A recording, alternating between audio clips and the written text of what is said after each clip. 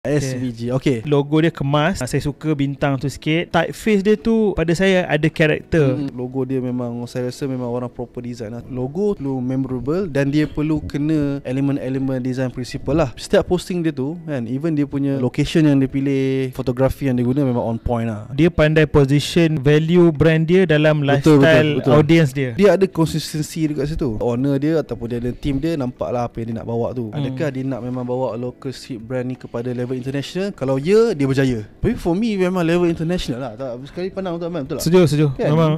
Memang level international sebenarnya. Okay man, I think maybe 8 boleh. 8. Okay, 8 next. Cat City. Logo kemas. Logo ni satu je saya rasa, dia punya gap between dengan line atas dengan bawah tu, saya rasa kena ada jarak sikit je. Jarak sikit lagi. Dia punya konsep semua works lah. If its logo is good, bila dia apply dekat tempat lain, dia kena. Nampak dekat cawan tu, kat tambah tu, dia kena. Dia bukan pasal lawa. Bila kita nak buat logo, dia ada identity yang perlu kita kekalkan supaya in the future kita nak branch out pada benda lain, dia kena. Saya suka logo waving flag tu. Benda tu memanglah a bit unconventional lah, tapi it works. Saya suka brand yang playful, tapi sekali pandang orang still nampak dia adalah part of the family. Bro, tengok IG dia pun. Tapi bila tengok SVG tadi, kita rasa next level. So kita up satu lagi markah untuk SVG. Okay, kita orang tukar SVG, kita bagi 9. The Cap City ni kita bagi 8. Okay.